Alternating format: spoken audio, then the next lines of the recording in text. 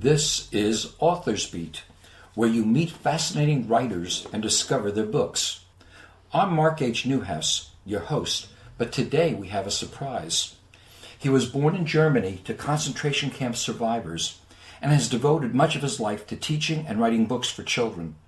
His books include The Rockhound Science Mysteries, which won the Teacher's Choice Award from Learning Magazine, and You Never See Fat Vampires, which won first place YA published fiction in the Florida Writers Association Royal Palm Literary Awards 2011.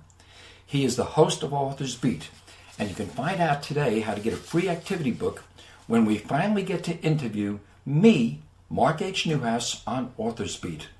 Our guest host is Lois Pottershen, the author of Trying On Bathing Suits and Other Horror Stories, recently interviewed on Author's Beat and now turning the tables on me. Hello, Lois. Hello, Mark. It's a pleasure to be here today and turn the tables on you. I can't think of anybody else who I'd rather have turn the tables on me. Well, it's a pleasure to be sitting here with such an award-winning author and teacher.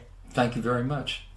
I've read your book, You Never See Fat Vampires, and I was really wondering about the motivation for this story.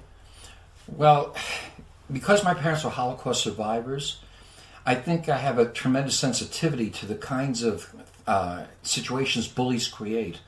I was also a bullied child, and I wanted to give children a book about bullying that would be entertaining and funny and even a little bit scary. And I thought to myself, well, what do kids love? They love reading about vampires. And so what I decided to do was create a book about vampires who are funny and scary, but who also may or may not be vampires because they are bullies, is what it's really all about. But this book also has another theme. And that theme is about dieting, self-image. What is it that you want young adult readers to get out of this book? Well, I think we're sort of being molded today by television and by the media to look a certain way, especially girls. There's a tremendous pressure on them. And the main character in my book, Esme, is really not who you would think of as being heroic. She is an overweight young girl. She's 12 years old. I believe she's 12 years old in the book. And she is struggling with all the anxieties that, have been placed on her by her very thin mother and by these terrible bullies who, as I said, may or may not be vampires. And by the end of the book, I'm hoping kids will see that it isn't really, what you look like, but what you are inside that makes the big difference. Okay. Would you like to read an excerpt? I would love please? to. This is from You Never See Fat Vampires. And let me set up the situation a little bit. Okay, Esme, as I said, is being picked on by 3 bullies who may or may not be vampires.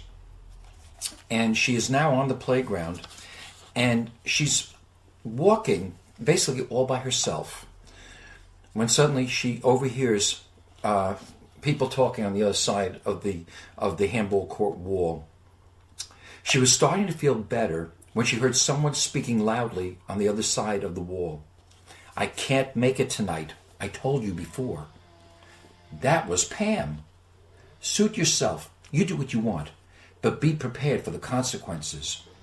Esme froze. Alexa's voice had a chilling quality like dry ice. "I'd better get out of here." "But how? They'll see me." She began to inch her way to the far end of the wall, but could still hear their voices. "My grandma's staying over. Mom doesn't want her to know," Pam explained. "I'll be there next week when Granny leaves." "I told you, suit yourself. But remember, if you miss the meeting, well, you know what can happen." "Mom won't fight Granny," Pam said. "Nobody messes with my grandma. The last time she was here." "So be fat again," Alexa stopped her. "You just go ahead and miss meetings, and you'll go back to being the poor little fat pig you were when you begged me to help you. Do you remember that?" Esme gasped. "Pam used to be fat? That can't be right." She leaned closer to the wall. "Don't say that, Alexa. I'm very grateful. I'll never go back to being that again. Not ever." "Then you'd better show up tonight." There was a long pause before Pam answered. "All right," she said. "I'll sneak out, but if I get caught..." Alexa said you'd better not. You just be at the doctor's at midnight. Midnight? Esme repeated the word too loudly, catching herself too late. She froze. Had they heard her? What would they do to her if they knew she'd been spying on them? She tried not to move a muscle. She tried not to breathe. The word midnight kept bouncing around in her head. What exactly did the three ghouls have to do at midnight? Now, Mark, this is obviously not your only book, but what age group would you say this book is for? Well, originally I wrote it for 5th and 6th grade, up to about 8th grade. Okay, it won the YA competition for fiction from the Florida Writers Association. But I really think it would be good just for 5th, 6th, 7th, 8th, and even 9th grade. Okay. In your Rockhound series, it seems to me that you have combined the fact that you're an author with the fact that you are a teacher. Yeah, that was a case of trying to make a lemonade out of lemons. One year I had to teach science, and I was the world's worst science teacher. I actually set fire to a classroom, and but I also didn't happen to like the science. You don't have that experiment in the book, I take it. No, absolutely not. But what happened was I had students who were reading far below level, and they were being forced to read the science book, which was so difficult for them. And so I asked myself, what is science? And I said, science is actually trying to solve mysteries. And so what I thought about was creating a mystery series, and actually it started only as one story, where children would read and solve a mystery by doing a simple science experiment. The first one was called Rockhound's Juiciest Case, and the kids solved it by making orange juice ice pops. And after I wrote it and did the experiment in class, the kids loved it so much that they wanted me to do more. And that really was the birth of the Rockhound Science Mystery Series. And I understand they also come with CD-ROMs, so it's not just a book. Yeah, there's a CD-ROM, but we also have the book, and it's now in its 10th anniversary edition. I'm very proud that it won the Teacher's Choice Award from Learning Magazine. And what we've done is we've now combined all the stories into one book, and we now also are coming out with our first bilingual edition, which will have English and Spanish. We're hoping it'll help English-speaking children learn some Spanish, and also some Hispanic children learn English. And what age group is this series geared to? This is elementary school. When children are very young, they can do the fun experiments with their parents, and later on, they get the confidence in doing it on their own. Let's get to a more serious topic now. Your story, The Closet, just won second prize in the Creative Writing Notebook Contest. I've read the story. It's very, very powerful. Why don't you tell our listeners what the story is about and what prompted you to write the story? Well, The Closet, actually the winning prize, the second prize, really surprised me because The Closet was kind of an experiment. It began really from an autobiographical incident. When I was a child, my father used to punish me by putting me in a closet. And what happened was I tried to remember what it felt like.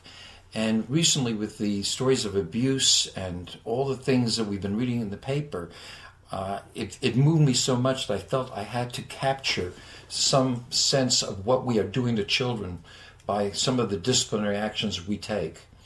And so I tried this experiment, and to my surprise, they liked it. No one was more surprised than myself. It is semi-autobiographical. And it's a very, very emotional and powerful story, quite different from the YA and children's stories that you write. Well, I write a lot of stories. We've had other stories that have been well received. A story that I wrote last year, The Wheel, which was a story about a man being tortured and finding faith, was accepted by the Florida Writers Association for their My Wheels collection. And another story I wrote called Stolen Property was one of the winners in the Writer's Digest competition, and that dealt with a family retaking property in Poland that had been confiscated during World War II by the Nazis and later on by the Polish government, and how they faced their hatred for the Polish people who were living in that building. That was based on a true incident, but it also captures my feelings about hate and prejudice, and I guess the optimism I have that we can overcome those things. What prompted you to start writing in the first place? I think when I was a child, because of the fact that my parents spoke almost no English, and my relatives were all killed during World War II in the Holocaust, I didn't have many people to talk to. My parents were busy surviving this country with struggling with a new language, making a living, and I think I turned to paper at that point, where I wrote. My first published story, ironically, was about a boy who was being bullied, and basically it was caused by the fact I was being bullied. Okay, and I happened to look out the window and saw my bully waiting outside my apartment, ready to beat me up if I came out. And all of a sudden I saw a piece of paper and I started writing, and I wrote a story called Potato Chip and the Bully, and I turned my bully into a potato chip. And I learned that when I pick up a pen, I have the ability to change the world, and that's what I try and do when I write. Especially when I'm writing for children, I try and make it a better world for them. And sometimes I will reach way out and pick up a fantasy that is impossible to try and do that. You have a very successful handbook called the Bully Stopper's Handbook. Well, I don't know if it's so successful, but well, it's been well received. Yes, been very well received. Why don't you tell us what is in that handbook and how it can be used? Okay. Because I was a teacher, and I was a sixth grade teacher, and I also taught college, I felt that I could take my ability to create exciting, interesting, different kinds of lessons and help the children who are being bullied, help the teachers, help the parents who are dealing with this problem. And so I created a book which I call the Bully Stopper's Handbook. It's 95 pages, and it's absolutely free as a download on my website, which is www, and I'm not going to mess it up this time, .bullystoppersclub.com. And I'm very proud to say that we've gotten contacted from teachers in England who are using it. A teacher in California is using it. And some of my former students from 40 years ago are now using it. So that makes me really excited and proud. Can you tell us the names of some of the chapters in that handbook? I sure can.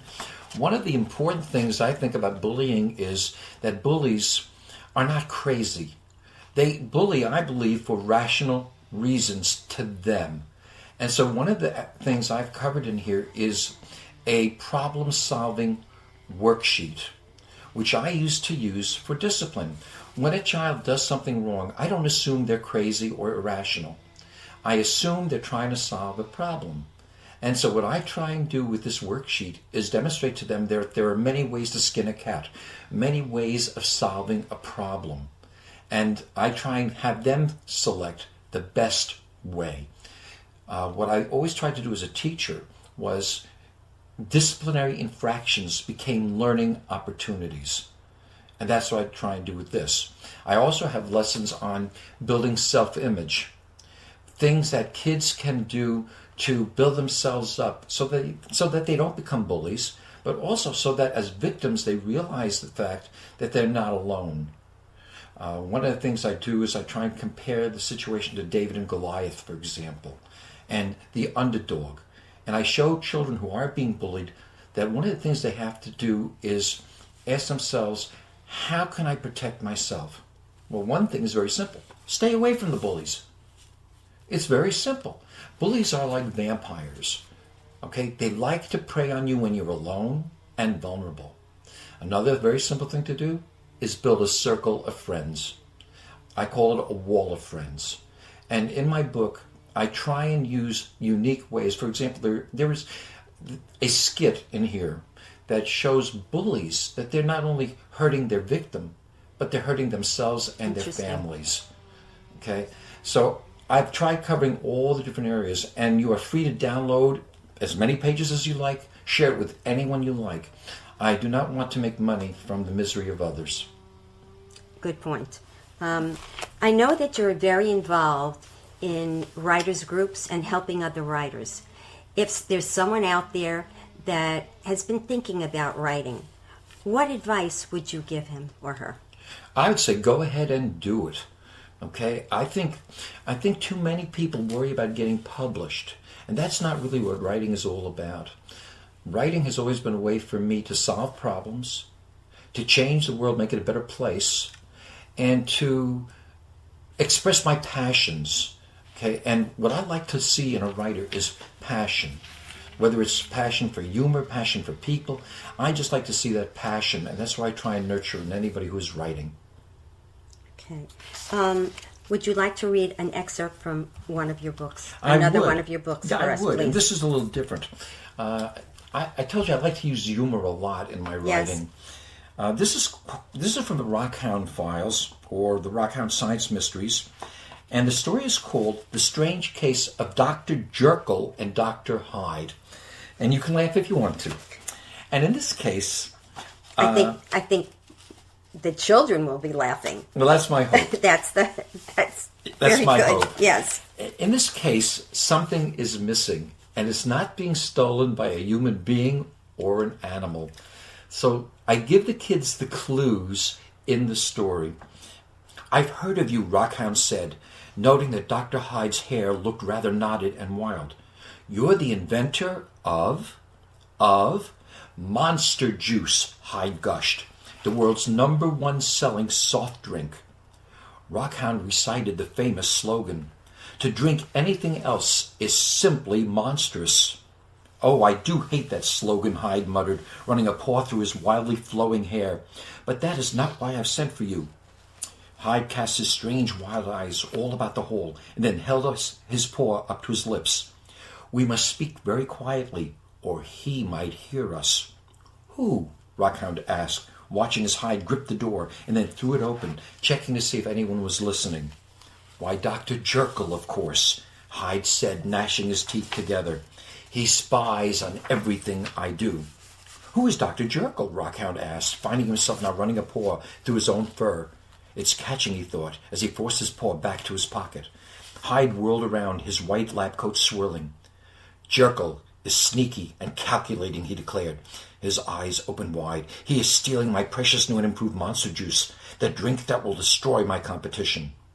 When he leaned toward Rockhound, the detective noticed Hyde's breath smelled of Monster Juice, and his lips were bright blue. They're paying him to stop me from producing my new Monster Juice. I know that Jekyll is stealing my newest creation, and he's doing it right under my nose. Well, why don't you fire him? Rockhound asked. Hyde looked badly shaken. I can't. After working for me for years, he knows all my secrets. Besides, I have no proof he is stealing. I must have proof. Rockhound thought the whole thing sounded crazy. Why would anyone want to steal some soda pop? Hyde's voice became shrill. Soda pop? Soda is big business, and my new Monster Juice is top secret. Rockhound wished he could stop Hyde from screaming at him. Okay, he said. How do you think this Dr. Jekyll is stealing your improved Monster Juice? Hyde suddenly turned icy cold. If I knew that, Mr. Detective, I wouldn't need you. Rockhound nearly fell off his chair. This guy is crazy. Can you please show me where you keep this Monster Juice? Hyde hissed at him like an angry snake. He led him down a long hall. My lab, Hyde announced, pointing his bony paw at a door just inches away. Rockhound heard a noise inside. There's someone there, he grunted. Suddenly the door opened, and a huge German shepherd in an enormous lab coat filled the doorway. Hyde turned pale as the gigantic Jekyll stared down at him.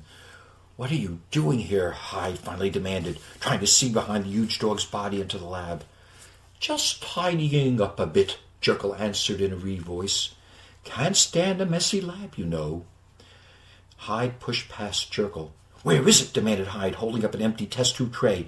What have you done with my new Monster Juice 2? You want to hear the clue? Absolutely. Jekyll shrugged, removed his lab coat, and put on a sport jacket. Turning to Rockhound, he said, "He's mad, you know, quite mad. He has this crazy idea that I'm stealing from him, as if anybody could steal anything from this lab without old Snoopy Draws noticing." Jekyll laughed and walked away, looking very dressed up with a large blue carnation in his jacket's lapel. As we move away from Monster Juice, what does the future have in store for Mark H. Newhouse, author? Well, we actually have a book that we finished, and it's called Who Killed Mr. Bulk? When I was a boy, I loved Perry Mason and Sherlock Holmes and every mystery book I could find. And so what I've done is I've created a series of books with a 12-year-old boy who is sent to live with his eccentric uncle, Jasper Doofenshmirtz. I love the names that you dream up. Yeah, I do too. In a secret sector of the United States that is filled with monsters, mythical creatures, and fantasy folk. And what he doesn't know is that his uncle is the defense lawyer for the mythical monsters and fantasy folk. And the book, in an early draft, won third prize at the Florida Writers Association competition for middle grade fiction, and it's now being considered by a publisher and an agent. So my hope is that this book will be very well received. Well, I know we're going to hear and see more from you, Mark. Any parting words that you have for people out there who have not been aware of your books? What would you like them to know about your writing, about the availability of the books, and their use? Well, I think, first of all, I'd like them to know that I feel very responsible towards the children I write for. There are certain things when you write for children that you just can't do. For example, there is no violence in my books. The characters in my books are all, I would say, positive role models. And I think parents can feel very comfortable, reading them. One of the problems I've had with You Never See Fat Vampires is a lot of people think it's about vampires. Yes, the title would make you think that. Yeah, it really isn't. What I tried doing was writing about bullies, and then I said, children don't want to read about bullies. What they really read about are these fictional characters like vampires. I mean, I love vampires. And I thought to myself, how can I get kids to really understand what bullying is like? So that's why I wrote this book. But I want parents to know I take my responsibilities toward them very, very seriously. And that if they pick up a book by Mark H. Newhouse, they know it is not something where there will be cursing, murder. The only murder I ever have in any of my books is when a character in one of my books murders a whole bunch of prize-winning tomatoes. So, if you pick up a book by me, that is a book that children, can learn from, and that it is humorous, and that I've really taken a lot of responsibility for it. What kind of writers, groups, and organizations do you belong to and do you support? I'm a member of the Florida Writers Association.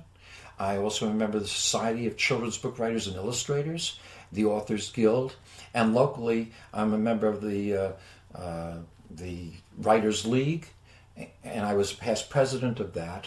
I'm very honored that I was one of the founders of that, and also of the Children's Authors Team, which features writers for children's books and magazine articles. Okay, and I'm very proud of the work we've done with Authors Beat. We now have finished our 15th show, and I'm excited about the future for that. And Lois, we interviewed you recently, and you had a good time. Yes, it was wonderful. And our listeners should be aware that you really have been very supportive of writers in our area and writers in general.